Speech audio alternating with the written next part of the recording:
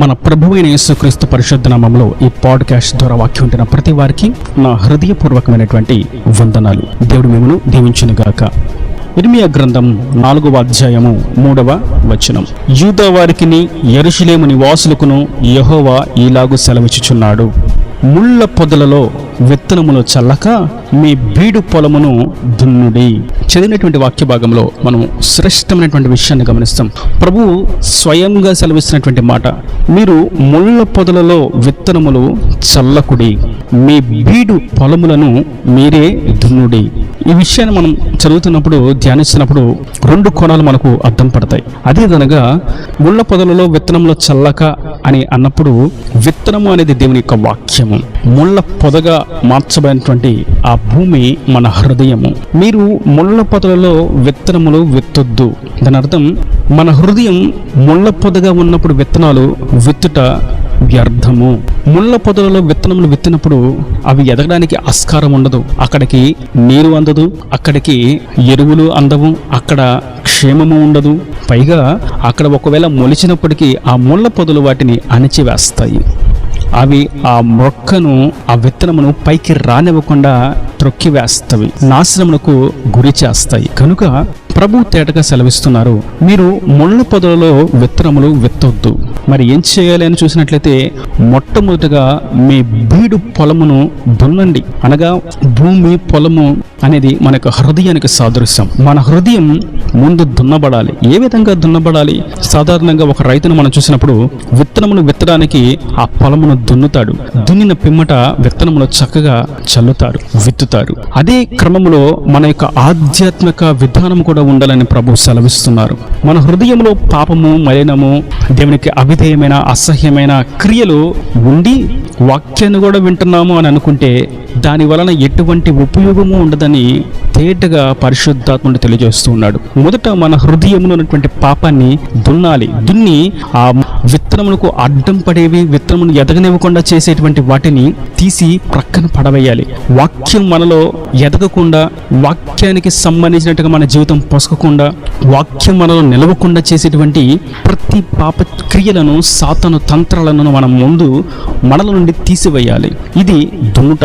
మనం ప్రార్థిస్తున్నప్పుడు ప్రభు మనకు గుర్తు చేసేటువంటి ప్రతి పాపాన్ని మనం సరిచేసుకోవాలి. మనం ప్రార్థన చేస్తున్నప్పుడు మన మధ్యలో మెదిలినటువంటి ప్రతి పాపాన్ని కూడా మనం ఒప్పుకొని సరిచేసుకోవాలి.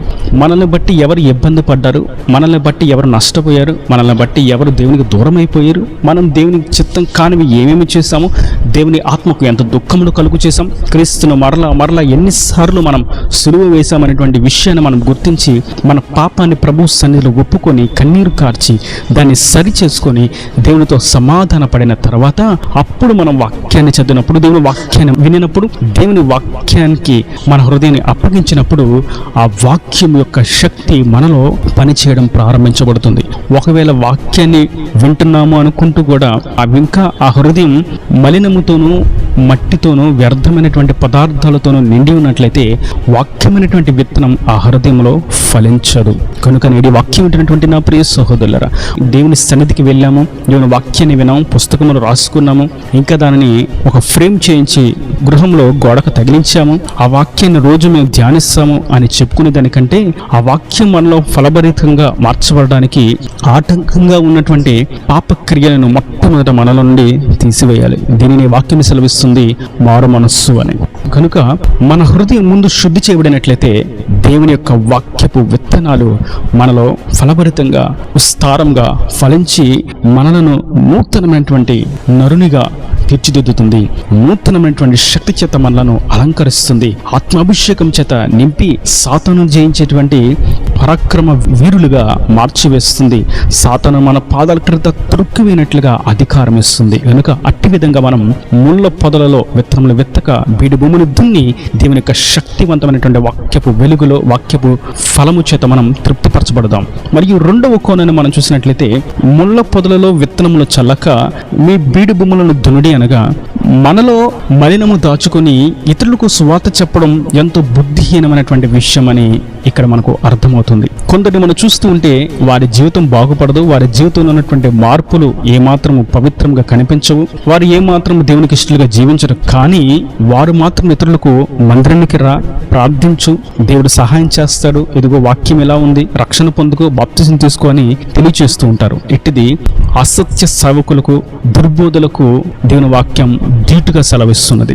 వారు ఇతరులను ప్రేమించరు, వారి ఇతరుల సహవాసంలో ఉన్న వారిని ప్రేమించరు, వారి దేవుని వాక్యాన్ని ధ్యానించరు, దేవునికి నచ్చినట్టుగా జీవించరు, దీనత్వం ధరించుకోరు, ప్రేమించరు, సమాధానముగా ఉండరు, ఐక్యత కలిగి అసలే ఉండరు, పరిశుద్ధాత్మ నింపుదల కలిగి ఉండాలని అసలు వారికి తెలియదు. అయినప్పటికీ వారు సహవాసం, సువార్త, సంఘము ఇవన్నీ కలిగి ఉంటారు, ప్రార్థనలు చేస్తూ ఉంటారు, ఇతరులకు బాప్తిస్మాలు ఇస్తూ ఉంటారు, సంఘాలు కడుతూ ఉంటారు. ఇట్టి వారిని గురించి వాక్యం సెలవిస్తుంది, మీరు ముళ్ళ పొదగా ఉండగా మీ హృదయాన్ని మీరు ఇతరులకు వాక్యాన్ని ఏ విధంగా వెత్తగలుగుతారు, బోధించగలుగుతారు. కనుక మీ బీడు భూములను దున్ని మీ హృదయం శుద్ధి చేసుకొని ఆ తర్వాత మీరు విత్తనములు విత్తినట్లయితే మీ విత్తనములు ఇతరులకు దీవెనకరంగా మార్చబడతాయి, ఇతరుల జీవితాలు చిగురించగలుగుతాయి, ఇతరుల జీవితాలు ఆశీర్వాదకరంగా మార్చబడగలుగుతాయి, రక్షణలోకి నడిపించబడగలుగుతాయి అని పరిశుద్ధాత్ముడు తేటగా సెలవిస్తుండగా మనం ముళ్ళ పొద అనేటువంటి విషయాన్ని గట్టిగా పట్టుకున్నట్లయితే దేవుని యొక్క వాక్యం అనేటువంటి విత్తనం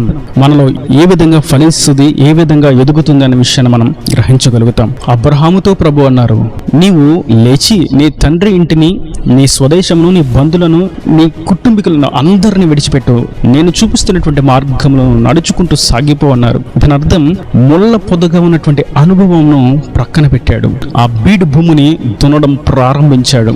అప్పుడు దేవుని వాక్యము తనలో ఒక్కొక్కటిగా ఫలభరితంగా, సఫలీకృతంగా, పచ్చగా, ఆశీర్వాదకరంగా మార్చబడగలుగుతాం అబ్రహాము అనుభవించాడు.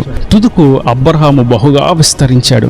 తన సంతతిని లెక్కించడానికి కూడా ఆస్కారం లేనంత సువిస్తారమైనటువంటి ఆశీర్వాదముల చేత దేవుడు అబ్రహామును తృప్తిపరిచాడు. ఇలా మనం చూస్తూ ఉన్నట్లయితే బీడు భూమిని దున్నిన వారి జీవితంలోనే గొప్ప ఆశీర్వాద క్రియలు మనము చూస్తాము. ముళ్ళ పొదను లోపల ఉంచుకొని ఇతరులకు సువార్తను ప్రకటించాలనుకున్నటువంటి ఒక వ్యక్తి ఉన్నాడు. అతడు రాజు అయినటువంటి సౌలు. అతను అంటాడు కదా దావీదుతో, నాకు ఇష్టమైనటువంటి కుమారుడా, నాయనా దావీదు, ఇది నీ స్వరమేనా, ఇది నీ పలికేనా అని అతన్ని బట్టి బాధపడుతున్నట్లుగా, భారము కలిగిన వాడుగా ఉన్నట్లుగా, అతని గురించి చింత కలిగిన వాడుగా ఉన్నట్లుగా ప్రవర్తిస్తూ దావీదును ఆశీర్వదిస్తున్నట్లుగా నటించాడు. వేషధారణ క్రియను కలిగి ఉన్నాడు. అతని యొక్క హృదయంలో ఉన్నటువంటి ముళ్ళ అనుభవమును, దున్నబడని భూమిగా ఉన్నటువంటి విషయాన్ని బట్టి సౌలు యొక్క జీవితం దీవెనకరంగా ఉండలేక శపితమైనదిగా మార్చబడిపోయింది. తనలో ఉన్నటువంటి ముళ్ళను, తనలో ఉన్నటువంటి బీడుగా మార్చబడినటువంటి పొలమును, భూమిని దున్నకుండా ఇతరులకు ఆశీర్వాదకరంగా ఎన్ని పలికినా, ఇతరులకు మేలు చేద్దామని ఎంత ప్రయత్నం చేసినా అది వారికి ఏమాత్రం మేలుకరంగా మార్చబడదు సరికదా, వారి జీవితానికి అది ఒక చేదు అనుభవాన్ని మిగులుస్తుంది. కనుక మొట్టమొదట ముళ్ళ పొదగా ఉన్నటువంటి మన హృదయమును సరిచేసుకొని బీడుగా మార్చబడినటువంటి మన యొక్క పొలమును, హృదయం అనేటువంటి పొలమును దున్ని సరిచేసుకొని దేవుని సత్య వాక్యము చేత మనం నింపబడినట్లయితే అప్పుడు మనకిని మనం ఇతరులకు ఆశీర్వాదకరంగా మార్చబడగలుగుతాం, ఇతరులకు కూడా దీవెనకరంగా మనం మార్చబడగలుగుతాం. కనుక ఈ రెండు విషయాలను మనం జాగ్రత్తగా గుర్తించినట్లయితే దేవుని యొక్క సత్యం మనం తేటగా గుర్తించగలుగుతాం, దేవుని వాక్యం చేత మనం అలంకరింపబడగలుగుతాం, దేవుని చేత శక్తి కలిగిన వారంగా ఈ లోకమును జీవించగలుగుతాం, అపవాదిని ఈ వాక్య ఖడ్గము చేత ఓడించగలుగుతాం, జయించగలుగుతాం. కనుక మన హృదయము అనేటువంటి బీడుగా ఉన్నటువంటి పొలమును దున్ని ఆ తర్వాత వాక్యము చేత మన హృదయం నింపుకుందాం, మరియు సత్యము చేత నింపబడిన తర్వాత ఇతరులకు మనం దేవుని గురించి తెలియజేస్తాం. మన జీవితం మార్చబడి ఇతరులకు మాదిరికరంగా జీవించుదాం, దేవుని రాజ్యానికి అనేకులను నడిపించుదాం, దేవుని నిత్య రాజ్యానికి మనందరం వారసులుగా మార్చబడగలుగుతాం. ఈయన దేవుని మాటల ప్రతి వారి హృదయంలో నీరుగట్టి ఫలింపు చేయను గాక. ఆమేన్. God bless you. తలలు వంచి కన్నులు మూసినట్లయితే మీ కొరకు చిన్న ప్రార్థన. ప్రేమ స్వరూపీకరణ కటాక్షం గల తండ్రి, నా ప్రభు ఈ వాక్యాన్ని ప్రతి వారిని మీరు నిండాలుగా దీవించండి, ఆశీర్వదించండి. ముళ్ళ పొదలలో విత్తనములు విత్తక మీ బీడు భూములను దునుడి అని, మీ బీడు పొలములను దునుడి అని మీరు ఎంతో తేటగా సెలవిచ్చినటువంటి నీ శక్తి కలిగినటువంటి వాక్యాన్ని బట్టి నీకు స్తోత్రం. వాక్యాన్ని ప్రతి వారు నీ వాక్యము చేత నింపబడిన వారుగా, ఫలభరితంగా మార్చబడగలిగిన వారుగా, నీ రాజ్యానికి వారసులుగాను అనేకులను వారసులుగా తీర్చిదిద్దగలిగేటువంటి ఆత్మీయ విలువలు కలిగిన వారుగా, ఆధ్యాత్మికంగా వృద్ధి నొందిన వారుగా ఉండనట్లుగా మీరు సహాయం అనుగ్రహించండి. ఇంటిని వారి ప్రతి అవసరతను, అక్కర్ను నీ మహిమ విషయంలో తీర్చి నీ రాకడ రాజ్యాన్ని సిద్ధపరచమని యేసు పరిశుద్ధ నామమున ప్రార్థించి వేడుకుంటున్నాను తండ్రి. ఆమేన్. ఆమేన్.